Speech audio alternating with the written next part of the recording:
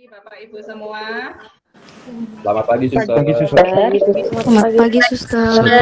Selamat pagi hari ini dapatkan kesempatan untuk bersama-sama menimba ilmu dari Websis for Education. Mbak Sekar dan tim kami persilahkan untuk memberi kami pencerahan menyambut era new normal ini. Terima kasih. Terima kasih, Suster. Baik, Bapak dan Ibu, terima kasih banyak atas waktunya kami dari Websis. Jadi kami ada program sekolah namanya belajar di rumah. Jadi memang mengajar jarak jauh, dan kita mungkin akan share sedikit mengenai sekolah di masa pandemi ini. Nah, ini ada beberapa foto-foto memang memperlihatkan kita selama hampir 6 tahun ya, itu memang fokusnya adalah membantu sekolah yang mau pakai teknologi di proses belajar mengajar, kayak gitu. Nah, jadi langsung saja. Nah, jadi future itu gimana yang mesti disiapkan adalah skill pedagogi yang digital. Jadi tetap bisa menggunakan teknologi dan bisa ngikutin seperti apa yang muridnya butuhkan. Nah, tapi karena adanya pandemi ini tiba-tiba terjadi, ini jadi mempercepat yang tadinya sebagian sekolah tuh masih rasa, iya perlu sih tapi nanti aja deh kayak gitu. Sekarang mau nggak mau tuh harus nyicipin. Nah, dengan nyicipin itu ada beberapa fase yang kita rasakan. Jadi setiap sekolah baik di Indonesia atau di luar negeri sebetulnya mengalami 3 fase. Fase pertama itu tadi yang kita bilang fase 4 bulan pertama, lalu fase kedua itu adalah sekarang sampai bulan Juli maksudnya penerimaan murid baru, lalu nanti ini after pandemi. Apa sebetulnya kejadian di dalam 3 fase ini? Pertama itu ada belajar, ada guru yang terjadi sama ada orang tua. Nah, sekarang kita maksudnya sudah cukup untuk punya pengalaman bahwa oke, udah ngerasain yang kemarin. Sekarang kita rapiin ya, gitu. Kita rapiinnya itu yang tadinya belajar online itu, nanti guru-guru itu akan lebih mengajarkan murid itu untuk bisa mengajar mandiri. Jadi ada tugas-tugas yang diberikan, murid-murid itu bisa dia mengerjakan sesuai dengan waktu yang dia bisa kerjakan misalkan. Nah, kalau misalkan kita lihat ada satu teori itu bagus sekali, namanya SIMR. Ini adalah tingkat kematangan orang menggunakan teknologi. Jadi grafiknya seperti ini. Pada saat itu bulan pertama di awal fase awal, jadi ini ada singkatannya adalah substitusi, augmentasi, modification dan lain sebagainya. Nanti saya akan berikan linknya. Nah, pada saat substitusi ini kita sebetulnya ingin menghindarkan substitusi sebesar mungkin. Jadi substitusi itu seperti gini. Yang tadinya itu mengajarnya adalah tatap muka, sekarang begitu online itu Zoom meeting itu dipakai sebagai tatap muka. Nah, itu sebetulnya yang akan lebih banyak kita hindarkan. Kenapa?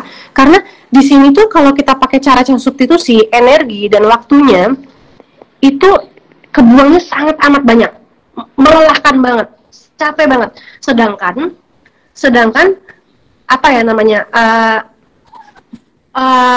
efek belajarnya atau fungsi belajarnya itu begini, kecil. Jadi udah capek tapi efek belajarnya nggak terlalu besar. Nah, itu yang akan kita akan kejar. Nah, gimana caranya untuk begitu start pelatihan, guru akan merasakan di sini nih. Jadi energi waktu nggak terlalu capek, udah ngerasa enjoy. Oh, ternyata enak ya. Murid pun begitu. Oh, ternyata guru saya menyenangkan ya. Ini ternyata bisa dibikin ini, seru banget dan sebagainya.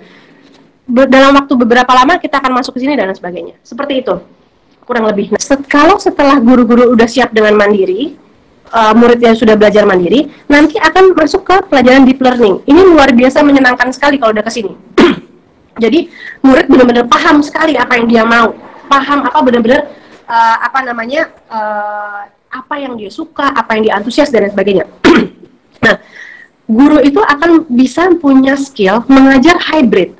Mengajar hybrid itu adalah satu mengajar PJJ, pembelajaran jarak jauh, tapi ada juga tatap muka yang nggak tahu itu kapan. Jadi dia bisa fasih kanan kiri ngerubah dan lain sebagainya. Nah, udah gitu orang tua nanti sebagai fasilitator aja. Ya, nah, jadi dengan adanya deep learning ini guru akan enak dan murid juga akan enak ngerasa bahwa punya bisa punya fasilitas untuk apa customisasi, tapi bukan customisasi yang benar-benar customisasi, tapi bisa di molding, kurang lebih seperti itu. Nah, jadi intinya apa yang telah berubah ini yang perlu disiapkan adalah pembelajaran jarak jauh tentu. Yang kedua adalah perannya orang tua. Orang tua harus jelas sekali, karena orang tua mau tahu.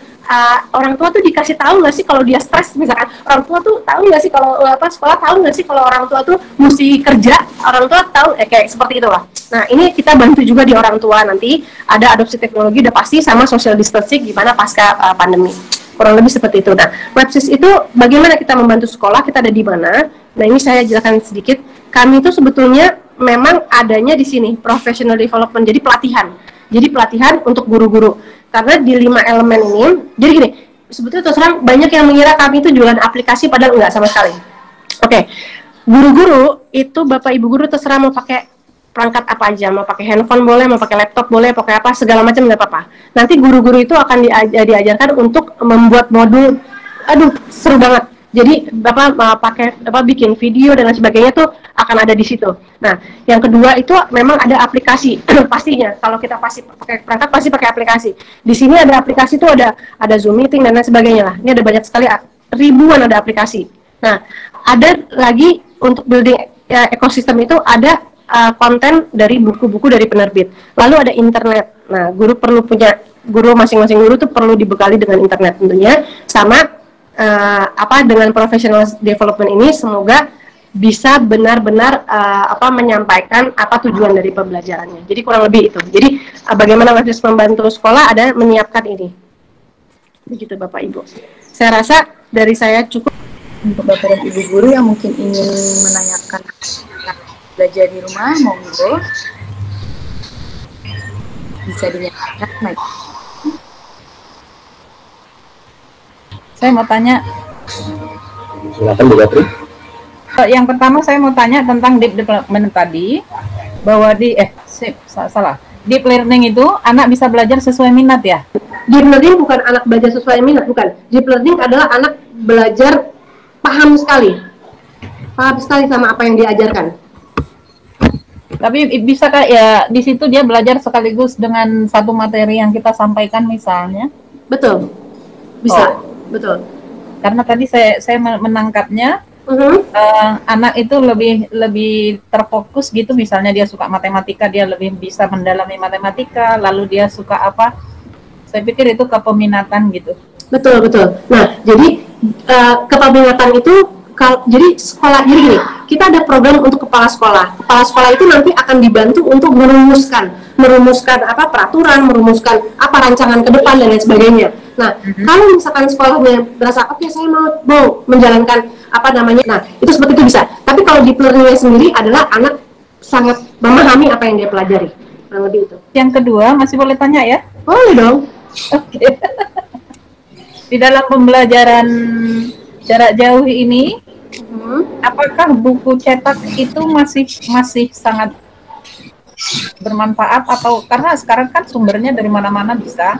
Betul. Tapi apakah itu masih merupakan suatu kewajiban begitu? Oke. Nah, itu ada di kebijakannya sekolah. Kepala sekolah nanti akan dibantu untuk merumuskan itu. Jadi sebetulnya gini, memang ada banyak materi-materi dari luar, banyak sekali, dan itu deep sekali segala macam. Tapi bedanya dengan buku pelajaran yang dari penerbit itu adalah kurikulumnya. Jadi kurikulumnya itu sudah mengacu sama pemerintah. Nah, kalau seandainya sekolah itu memilih untuk menggunakan ujian dan lain sebagainya, itu sepertinya masih relevan. Tapi bentuknya, apakah mau buku cetak atau buku digital itu kembali kepada sekolah. Mungkin ke depan itu akan menggunakan seperti itu. Ya, betul. Penggunaan digital itu kan lebih hemat juga. Betul. Oke, terima kasih. Kayak gitu. Nah, bentuk pelatihannya mungkin saya share lagi sedikit di sini. Oke. Nah, ini ada 3 program pelatihan. Nggak muncul ya? Bulan seperti ini. Buat guru-guru ada 3. Tapi yang orange yang ungu ini itu adalah untuk pemimpin. Seperti itu. Jadi memang perannya harus sama-sama. Gurunya fokus mengajar, manajemen sama pemimpinnya yang mengatur itu supaya lancar, kurang lebih itu. Nanti detailnya ada di website kami di websis.co.id. Kalau melihat seperti ini, orang tua juga saya kira perlu ikut berproses ya. Betul sekali. Jadi perannya orang tua itu perlu di-define yang jelas. Jadi orang tua itu bukannya maksudnya dia untuk mengajar atau dia menggantikan guru, tidak. Tapi perannya dia adalah jadi dia guru itu tentunya karena ada jarak jauh itu sangat membutuhkan bantuan orang tua untuk kasih untuk kasih umpan balik ke murid. Nah, itu adalah perannya orang tua. Nah, tapi orang tua itu sangat perlu sekali untuk sering-sering dikasihkan ini juga, penjelasan juga. Oke, kita meeting orang tua, oke, kejadian seperti ini, nanti akan gini, nanti ibu bapak begini, ada kesulitan seperti ini.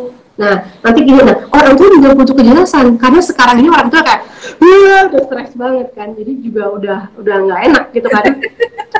Bahkan sebetulnya gini, kalau untuk SD, nah untuk SD sedikit berbeda, Ibu. Kalau SD tuh begini, kalau anak SMP, SMA, dia masih bisa ngerjain sendiri. Tapi anak SD itu masih perlu, orang tuanya masih perlu, ayo kamu start sekarang, duduk, atau apa segala macam. Nah, ternyata banyak orang tua saking udah sebelnya atau bete-nya atau apa segala, sampai kayak, udahlah nggak usah anaknya sekolah lah, udah seminggu 3 kali aja deh, atau apa gitu. Karena dia juga mesti kerja, mesti apa segala macam. Nah, kayak gitu. Jadi kita perlu cari solusi di tengah-tengahnya, tapi ada baiknya memang orang tua diikut sertakan untuk dia dipahami, seperti itu. Kita perlu menggunakan sosial media yang baik. Jadi gini, sosial media itu tentunya sekolah perlu untuk publish apa aja sih kegiatannya murid sama guru tuh apa. Itu cara marketing sebetulnya. Orang tua tuh pengen tahu itu buktinya. Habis begitu, sosial media juga perlu banget dibikin. Itu pamerkan. Jadi khusus kita bilang pameran SD Fransiskus, pameran digital. Nah, kasih lihat video-video yang sudah dibikin oleh guru-guru, konten-konten yang sudah dibikin sama murid dan lain sebagainya, itu perlu kita berikan. Nah, setelah itu diberikan, memang tujuannya murid itu dibilang begini, kamu harus bermanfaat, harus selaras dengan bumi, dengan umatmu. Jadi kalau misalkan kamu mau belajar sesuatu, kamu juga perlu bisa sharing. Misalkan kamu coba bikin tentang firman apa, coba kamu jelaskan. Jadi tidak hanya bermanfaat buat dia doang, tapi dia bisa bermanfaat sama orang. Ujungnya itu yang akan kita capai, gitu. Baik, terima kasih Bu Tania yang baik hati. Saya mewakili teman-teman guru mengucapkan banyak terima kasih untuk tim websis.id, ada Bu Tania, Mas Melvin, Pak Ustaz, dan Mbak Jana ya. Terima kasih untuk waktunya, terima kasih materinya sudah mau menyempatkan diri di event ini berbagi ilmu kepada kami.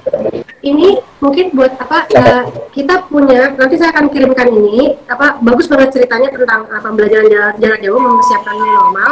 Nanti boleh share ya ke suster nanti untuk bisa disebarkan kepada guru-guru. Jadi supaya lebih gampang bayaran lagi. Ya, terima kasih Mbak Tania, Mbak Sekar. Ini sudah hadir ini guru yang bersama-sama dengan kita. Kami memang dari SD, dari beragam tempat ya, sampai guru ini. Jadi mereka ada yang masih keluar di Jakarta. Segala macam situasi mereka bisa berusaha tetap memberikan pelayanan yang terbaik untuk anak-anak, dan melalui info yang sudah disampaikan semoga nanti bisa memotivasi kami untuk memberi pelayanan yang lebih baik. Terima kasih sudah hadir bersama kita. Baik, Ibu Tania dan tim, boleh kita foto bareng dulu ya? Oh, boleh dong. Tolong Bapak Ibu Guru, kameranya dinyalakan ya, biar saya foto bareng. Ini anak saya juga mau ikut. Oh, boleh dong. Ayo semua, dinyalakan, ayo semua, biar face-nya kelihatan. Siap ya? Sudah siap? 1, 2, 3. Ya.